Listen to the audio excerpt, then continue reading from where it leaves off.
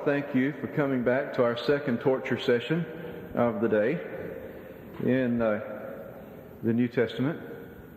I did apologize to the earlier group this morning for talking about Greek grammar at 8:30 on a Monday morning at a lectureship. We'll not talk about participles this time, but we will stay in the Greek. The particular problem that we have this hour still hinges on how one views a little Greek matter there, but we'll try to make it as a little tedious as we can.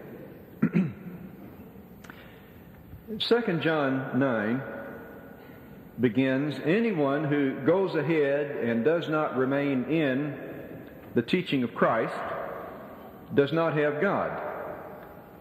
Whoever continues in this teaching has both the Father and the Son." And verse 10 continues, "If anyone comes to you and does not bring this teaching, do not take him into your house. Do not welcome him. Anyone who welcomes him shares in his evil deeds." Now, this little phrase in verse 9 about abiding in the teaching or the doctrine of Christ has been used by a lot of people for a long time to justify the breaking of fellowship. And this is true not only in the Restoration heritage, but among many, if not most, of the groups that would comprise Christendom. Most of the groups who use 2 John 9 appear to have a list of items that they would like to have included in the doctrine of Christ, or the teaching of Christ, as well as a list of things that are beyond the teaching of Christ, but which they would like to have included as things that are intolerable to fellowship and which necessitate the breaking of fellowship.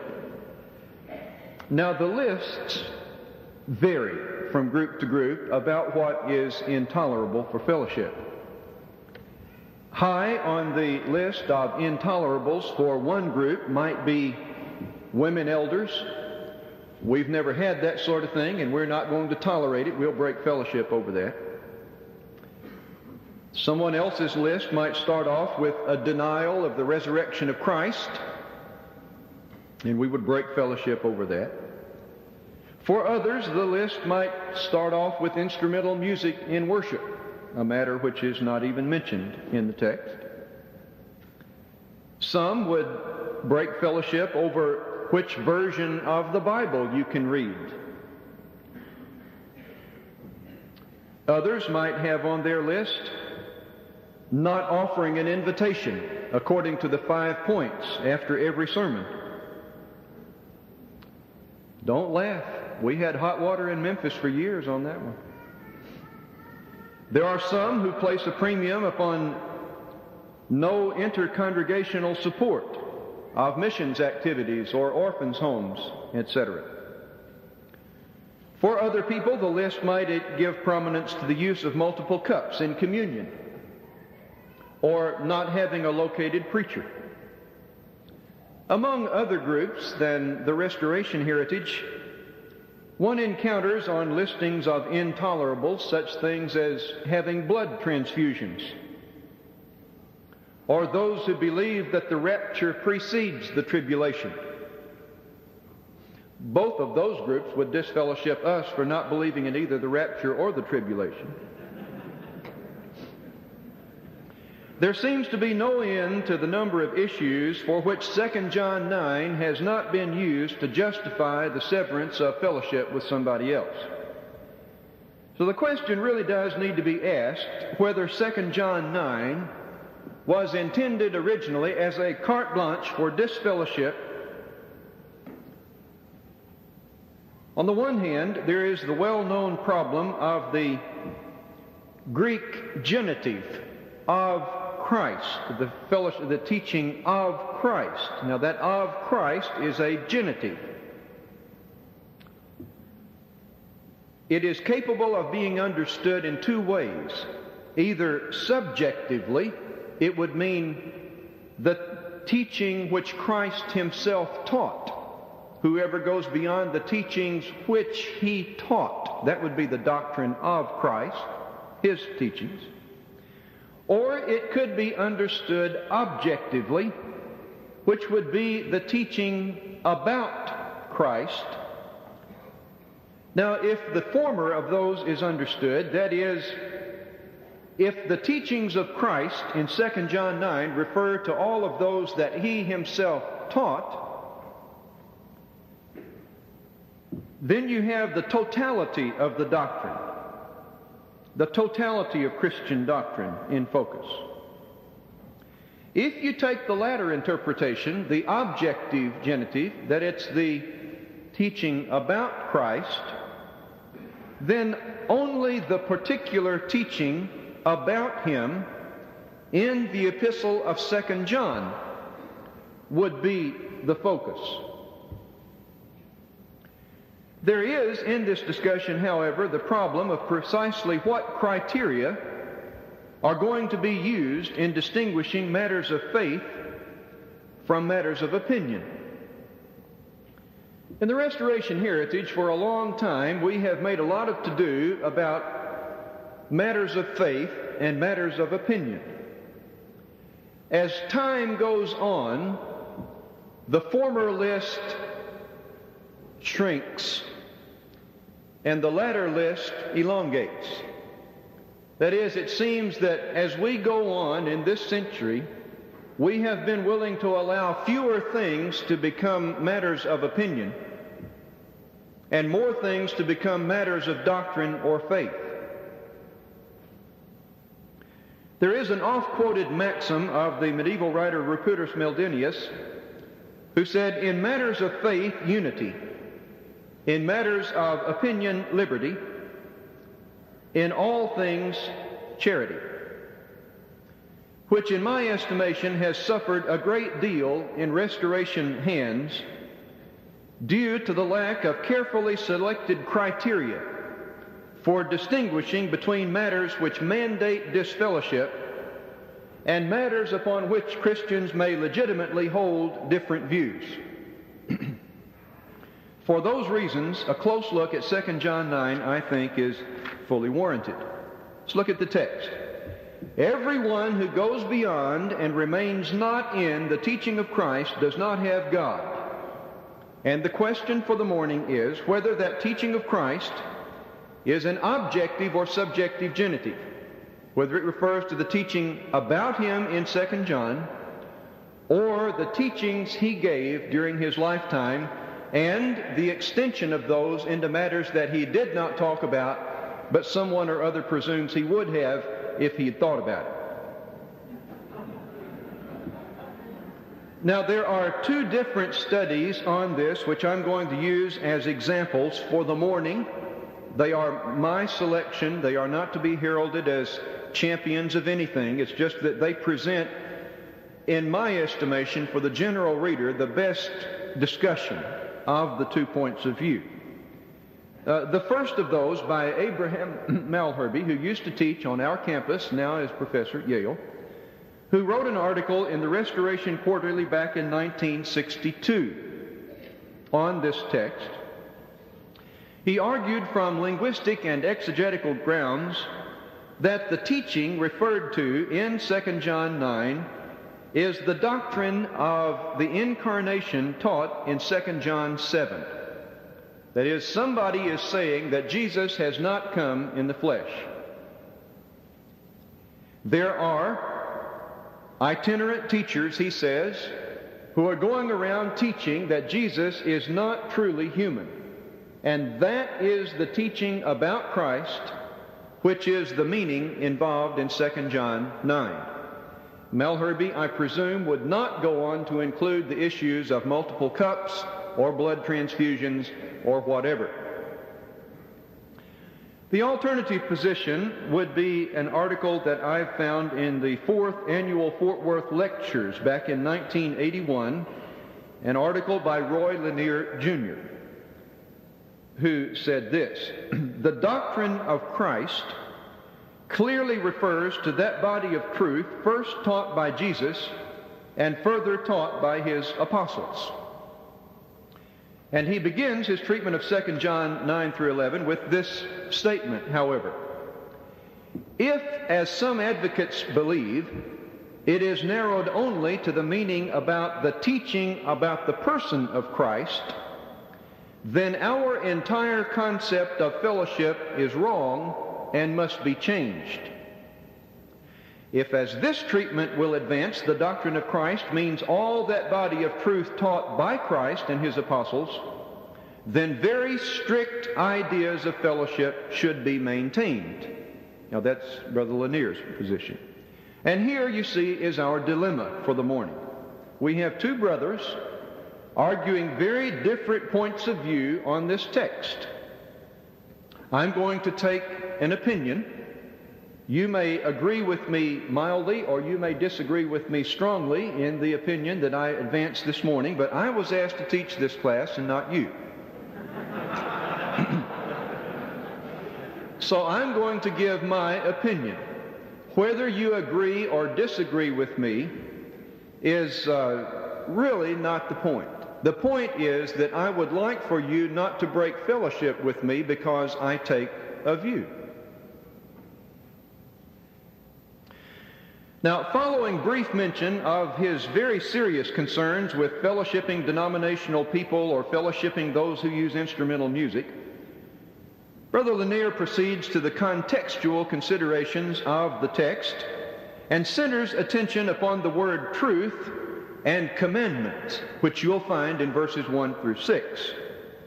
But he omits in his discussion all reference to verses 7 and 8, which treat the actual controversy involved in 2 John itself. Now that's going to be typical of the studies that you have. Those who would like to see the doctrine of Christ mean the whole shooting match are generally going to key in on the words doctrine and commandment, or truth, and not treat at all verses 7 and 8. He then presents parallel grammatical constructions for the support of his choice of that subjective genitive, and finally appeals to a number of statements and various commentaries to buttress his thrust. And he concludes this way.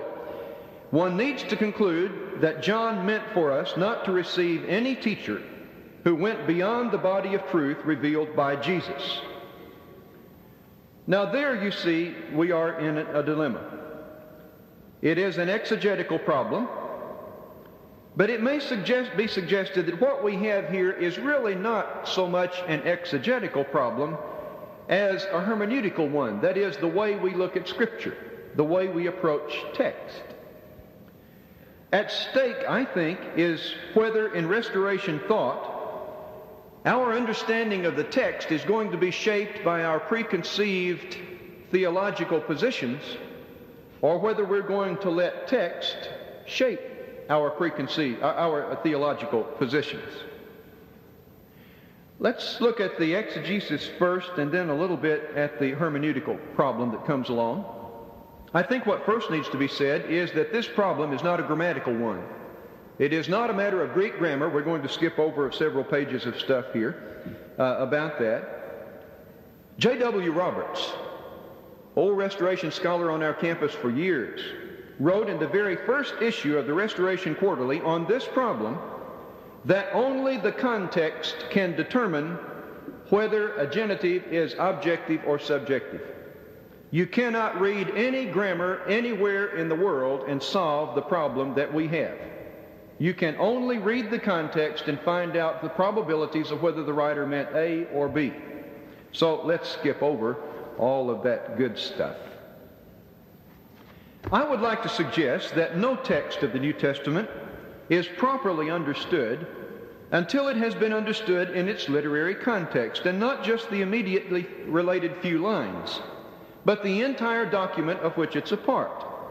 If you can explain how that little part that is of interest to you fits into the developing point in the entire document, you have a literary control over your argument that makes sense.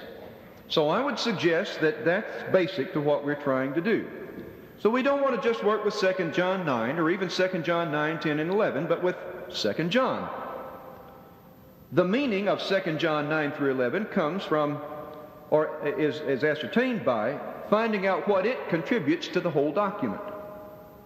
Now, attempts to relate the doctrine of Christ in verses 9 through 11 to the commandments and truth in verses 1 through 6, in my estimation, are not convincing.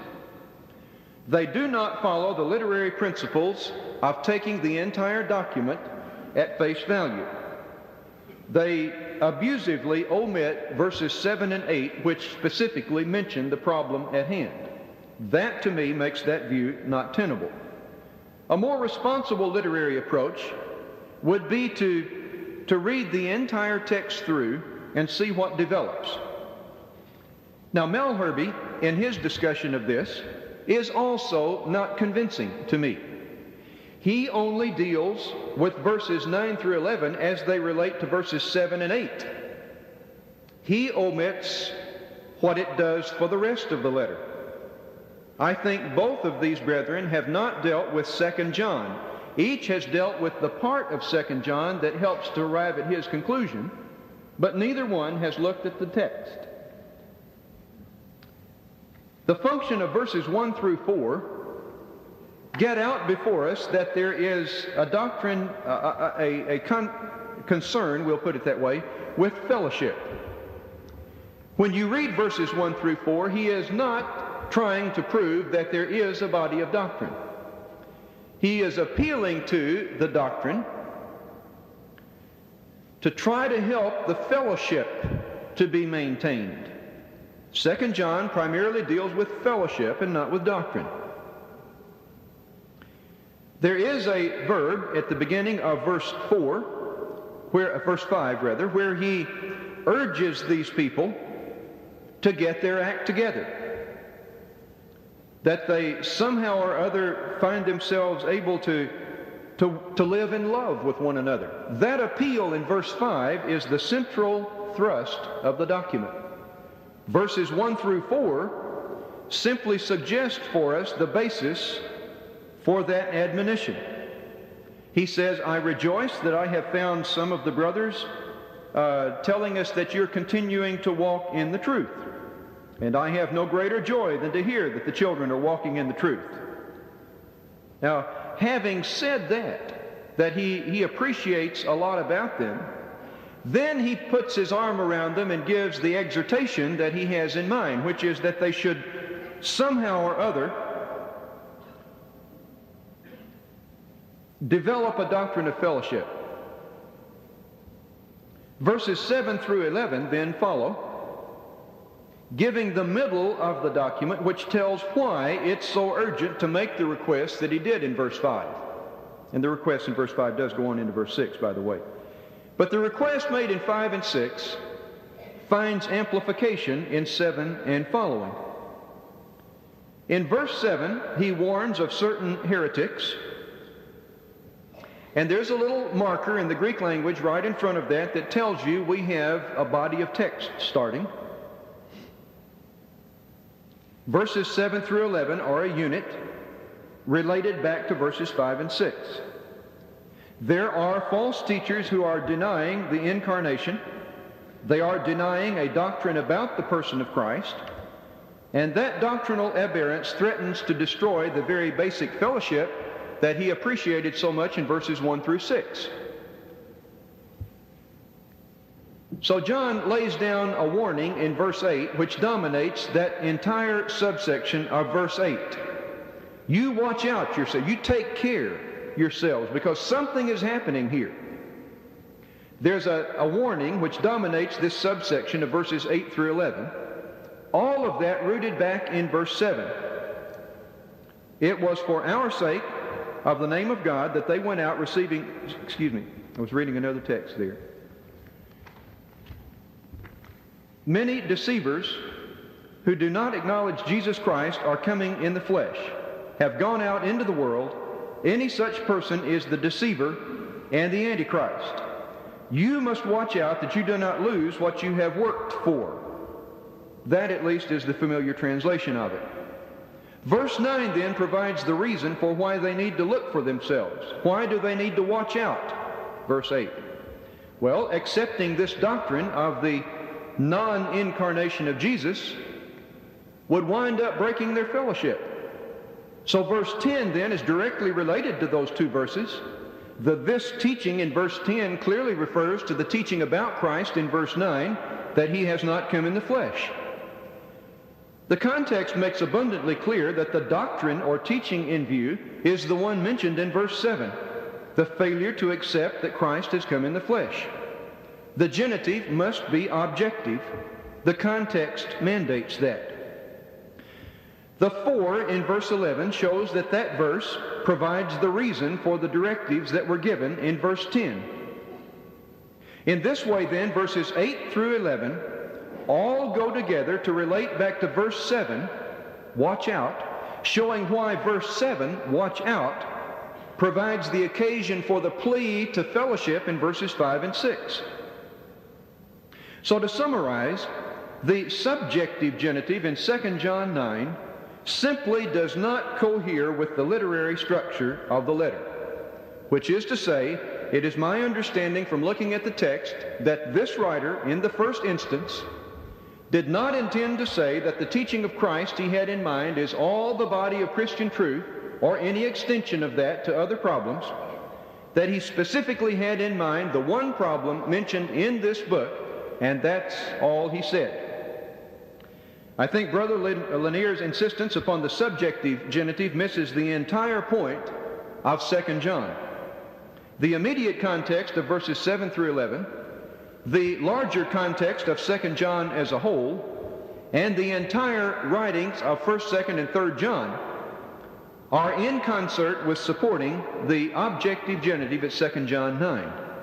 Now, this little document was probably written near the end of the 1st century A.D. It is commonly thought to reflect conditions extant in Asia Minor during that period. Although some would take the elect lady mentioned at the beginning to refer to an individual, most understand, I think correctly, that a church, a wider audience, is to be addressed, but the exact locality of those readers are unknown. More precise aspects of this historical problem, though, involve the error that John is combating. Gnosticism is commonly thought to be involved, but Professor Robin Wilson, under whom Ken Neller, who's here today, did his doctoral degree over at St. Andrews in Scotland years ago, has countered with this. 1 John presents perhaps the clearest picture of Gnosticism, but even there we're not told much of what we should like to know. It is the cumulative effect of a number of features shared with the later Gnostics by the opponents attacked in these documents, which makes us think that incipient Gnosticism is the heresy in view.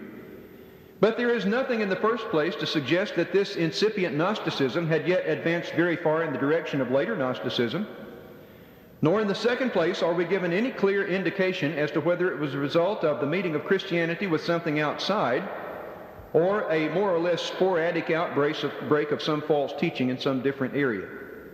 All of which is to say that the commentaries which say that the problem we're dealing with here is Gnosticism do not have any basis for drawing that conclusion. It may be some early form of that, but that's as far as one can go. And to argue that 1 John was written against a bunch of Gnostic false teachers is to go beyond the evidence. And then to draw from that that's what 2 John was about is to go even beyond that evidence. Some people are arguing that Jesus did not come in the flesh. Let's leave it at that. I'm inclined to agree with Schnackenburg that the opponents of John in this document cannot be identified clearly with any group of heretics that are currently known to us from the ancient period.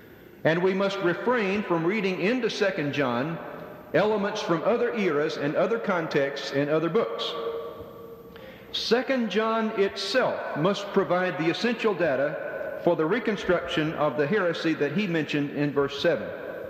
We stay there, and only in very cautious ways do we move to any other literature.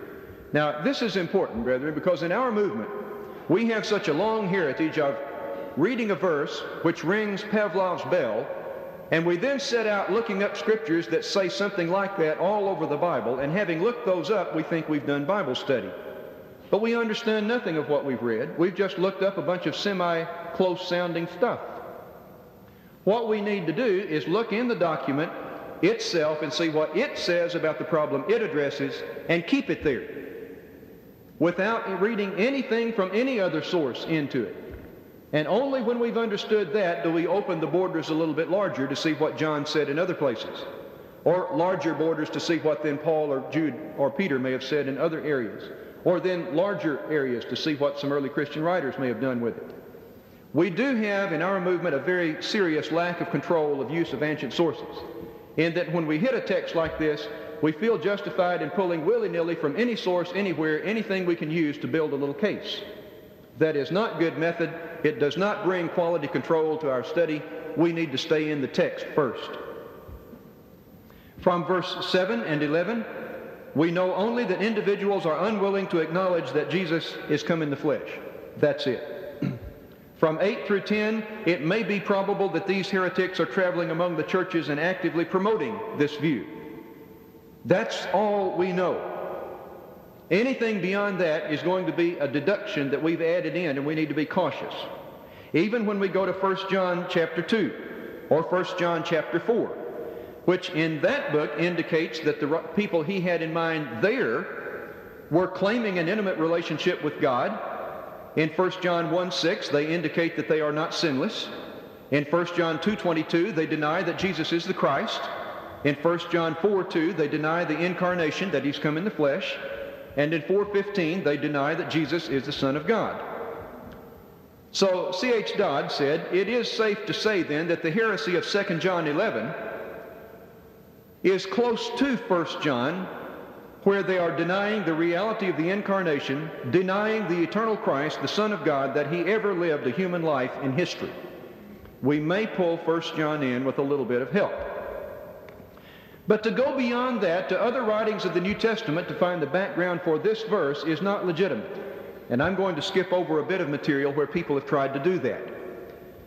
What I'd like to go on to for the last part of our little discussion this morning is what I would call not the exegetical difficulty, but the hermeneutical nightmare. We really have awakened in a bad dream with 2 John 9. We really have. Fuzzy characters and critters are running all over, spooking everybody. When the subjective genitive in 2 John 9 is used there to refer to the whole body of teaching, even extended beyond Jesus, to eliminate from fellowship anyone with whom one disagrees, we have a nightmare. Brother Lanier, for instance, would like to use our text to disfellowship the denominations and those who use instrumental music, but he would like to maintain fellowship with those who differ with him regarding church cooperation and missions and located preachers and multiple cups. But he has no alternative to viewing those people as divisive, since they prefer to 2 John 9 him. They have decided to break fellowship with him. So to quote Brother Lanier, if they would just teach their beliefs fully and fairly but not divide the body, a fellowship could be maintained. Which is what those guys are saying about him and us. If we would just teach our beliefs fully and fairly and not be divisive, we could have fellowship. Okay? We don't like to hear that from the instrumentalists or the others, but we'll say it to these guys. However, writing from the other side of Brother Lanier, Mike Willis, in the old Guardian of Truth, quoting 2 John 9 against the very things that Lanier holds to be acceptable, stresses the subjective genitive in 2 John 9 and puts Lanier in the unenviable position of going beyond the doctrine of Christ. So the question is, by what criteria do you 2 John 9 somebody? And the only criteria that I can find is, if he's the left of you, have at him.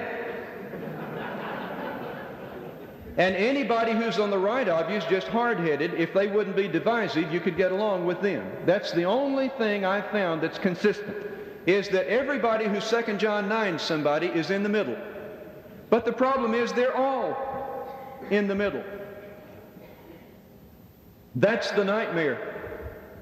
If one uses the subjective genitive at 2 John 9, where do you draw the line of fellowship and by what criteria? Each group that uses 2 John 9 answers the question in terms of liberals and conservatives. Anybody who's for the more open side of this is a liberal, and I'm just standing for the truth. One of the things that I would like to see us do is get rid of that liberal, conservative, orthodox terminology on this verse. Wherever you are along that line, it is not legitimate to hold that people who you would like to break with are automatically liberal, and those who are just hard-headed you could get along with if they just open up a little bit. Orthodoxy is not the way to solve this problem. The quest for orthodoxy is what got us in it in the first place and keeps us in it at this point. By what criteria? Why do you draw the line on instrumental music but not on church-supported orphans' homes? By what criteria? The argument that comes back to me is, it's sound. I don't buy it. I'm all for soundness, but to appeal to the word soundness as opposed to heresy is no answer. Let's stay in the text. By what criteria? Why on mixed swimming but not on the war issue? By what criteria?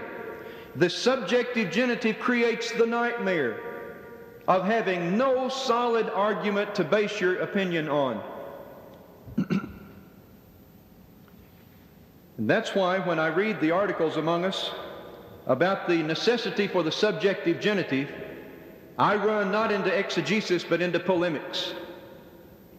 And the polemicists do not have the final word in our movement. Text does.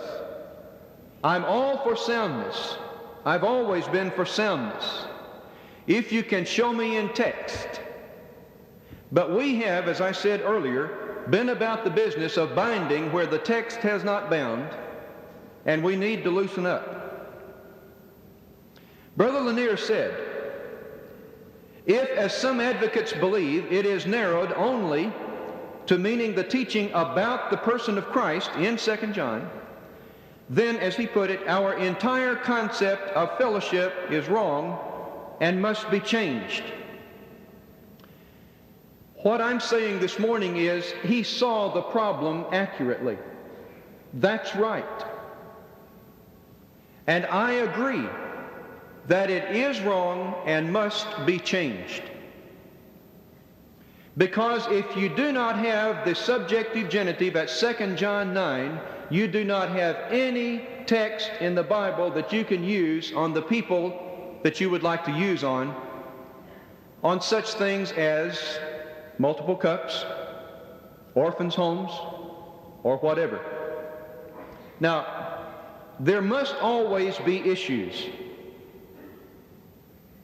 But I think that exegesis makes it abundantly clear that the objective genitive is what is meant in 2 John 9. So does 2 John 9 have anything to tell us? Where does that leave us as a movement in terms of how we fellowship and disfellowship? For one thing, you may be asking,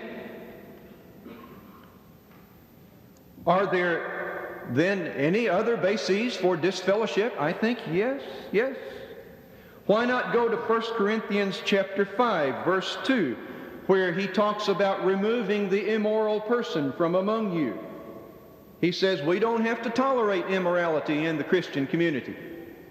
Why not turn over to 2 Thessalonians 3, verse 6 and following, where he says you need to remove from your fellowship one who, as he puts it, walks disorderly.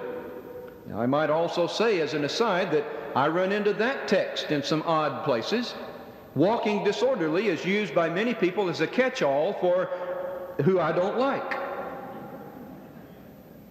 But if you read 2 Thessalonians 3, the walking disorderly in that context is the guy who is lazy and indolent and will not support his family. Walking disorderly is not a catch term for the bad guys. It has a specific meaning in the text. Let's not go beyond that.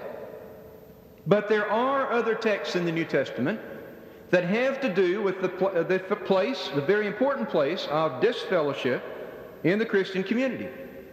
The only way that we can have integrity in the Christian community is to have a healthy doctrine of disfellowship. But I am saying that an injudicious approach to 2 John 9 has left us in a very precarious nightmare in which we have no consistency in applying the text to groups. We need to go to the other texts in the New Testament and develop what the New Testament says.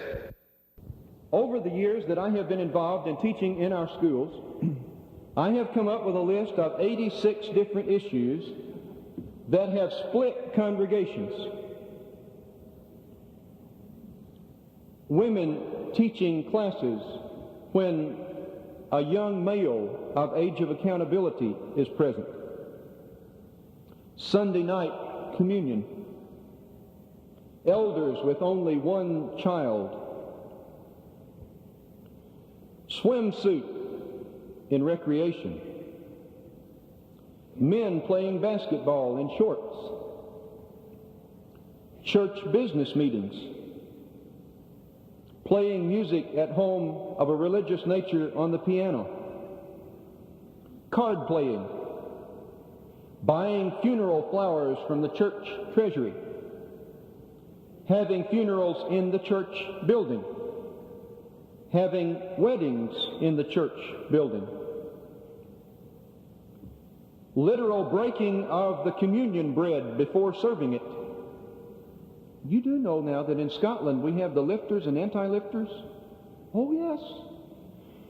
Yes, the Bible says, and he took the bread and broke it and gave thanks. And if you give thanks before you break it, you have sinned. And they will disfellowship you in northern Scotland in places if you don't believe that. Oh, yes.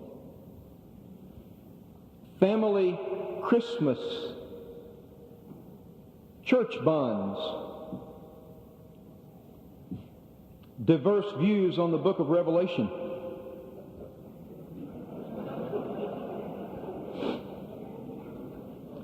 Church-financed recreation for young people. No located preacher, one cup in communion. No Sunday school classes. Rebaptism. Reading versions other than the King James.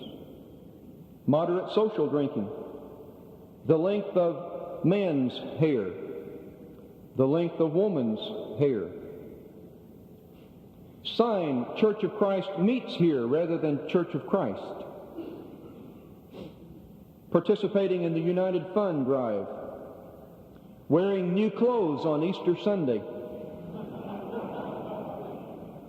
Song leader using a pitch pipe. 2 John 9.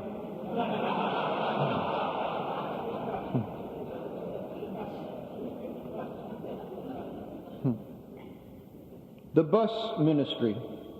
Women sitting in on business meetings. Wives working during the week.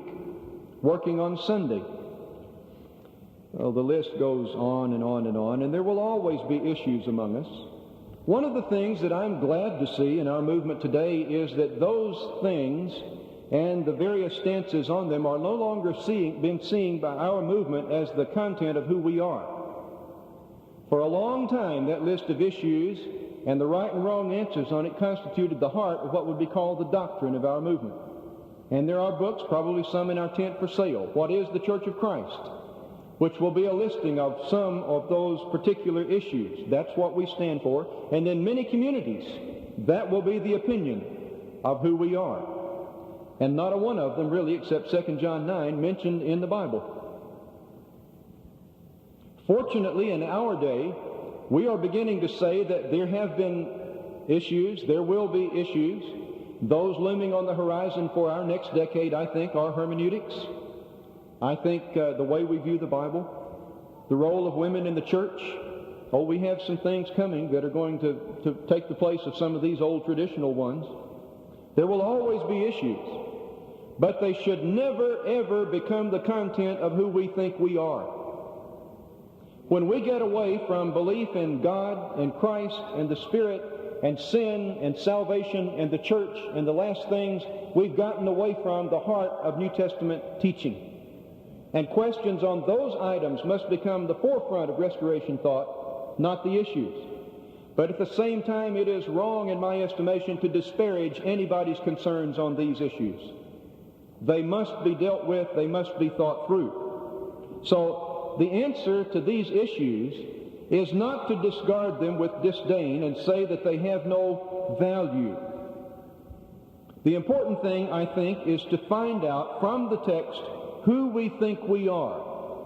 Now, that's not a suggestion of mine. That's what our movement is doing right now, and that's why a lot of the unease. My father, who passed away this past year, a long-time elder in one of those Arkansas churches,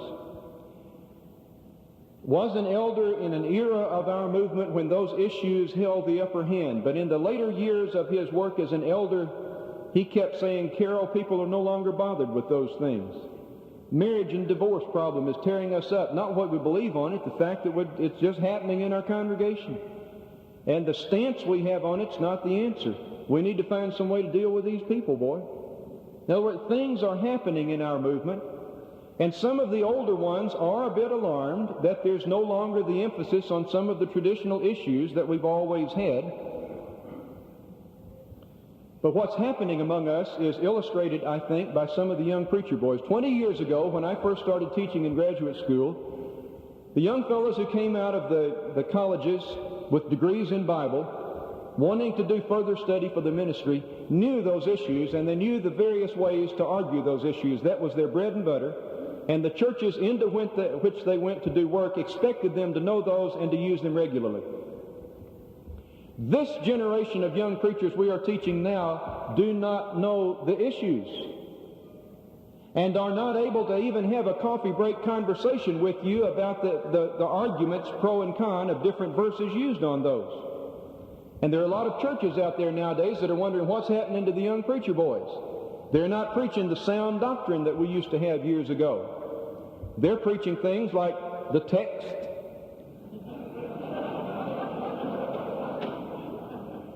There are young men whom I've helped train just preaching Bible who have been fired during this last year because they did not seem to be sound enough. And it was not that they took a position on any particular issue, they just didn't talk about those old issues. And for all of those churches that are still out there are coming to be more and more who are saying, you know, we're not really into those issues either. I'm not saying what we ought to do. I'm just saying as I travel around this country speaking somewhere almost every weekend, I'm running into more churches for whom the old traditional issues are no longer the heart and soul of who they think they are.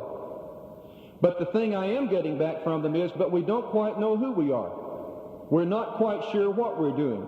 We'd like to be doing more evangelism, but frankly, our mainline people say, I'm committed to the church, but I don't know what I would say if I'd knock on somebody's door.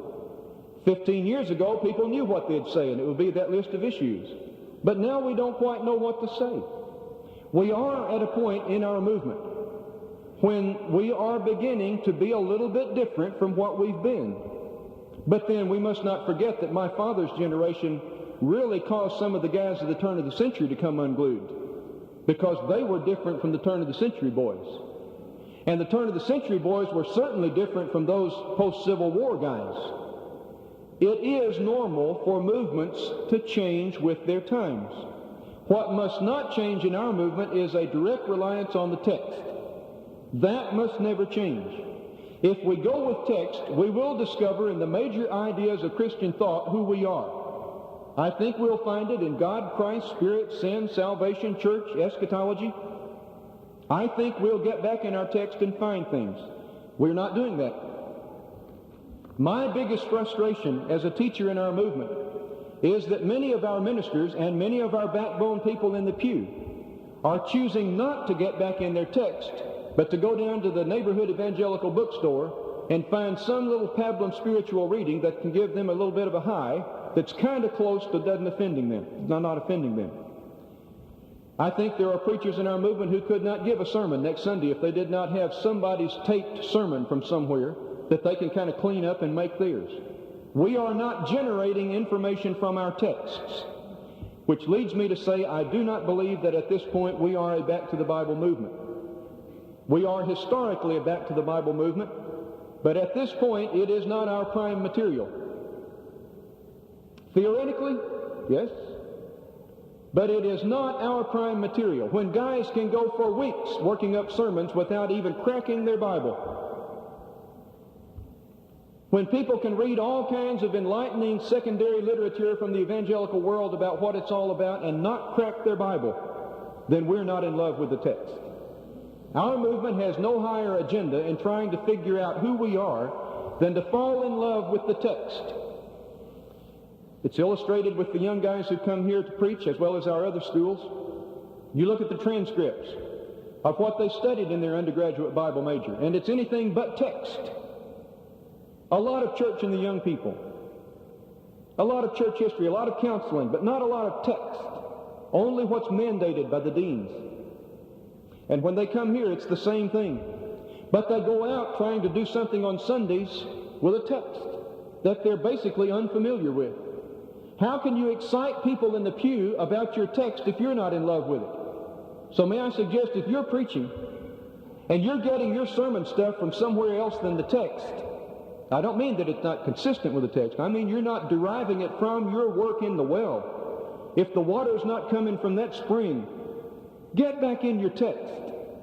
Do your congregation the favor of not just reading the text and then giving them what you got out of somewhere else. If you got it from somewhere else, say, the text this morning comes from somewhere else.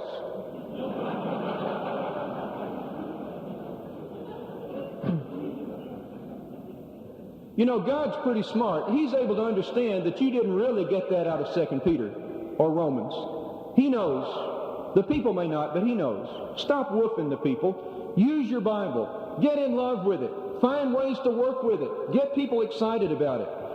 And then when we do talk about issues, we will have a textual base rather than an emotional base to use in terms of drawing fellowship and disfellowship questions. So let me conclude this little session this morning by saying this. As far as 2 John 9 is concerned, I feel very ill at ease using it to mean anything other than what it says. Running into somebody that says, Jesus has not come in the flesh, 2 John 9 is a text. Now you say, Carroll, can you extend that? Yes, I think so. We have a lot of people in today's world who would believe that he came in the flesh, but that he was not deity and wasn't the Son of God. But you see, can you extend this text to that? I think you can, but you have to say, it's my informed opinion. It's not text. It's my informed opinion. Now, there are people among us who would like to draw inferences from the text or logical extensions from the text and bind those on people. If you can draw the logical extension from it, then it must be bound. I would say we have very great caution to work through. The more talking you have to do to get it bound, the less inclined you ought to be to bind it. Can you bind it on the guy who says, I don't believe that Jesus is the Son of God? Well, I think that would certainly tear up the fellowship that I'm a part of over at the Highland Church. Sure, I think it can be extended. But you have to understand you're not working on a textual base when you disfellowship him. You're working on an inference. And you need to keep it an inference. Anytime you're working in the area of inference, you need to own up to that fact and say, it is my opinion. You see, what we need to learn about fellowship and disfellowship is to speak where the Bible speaks.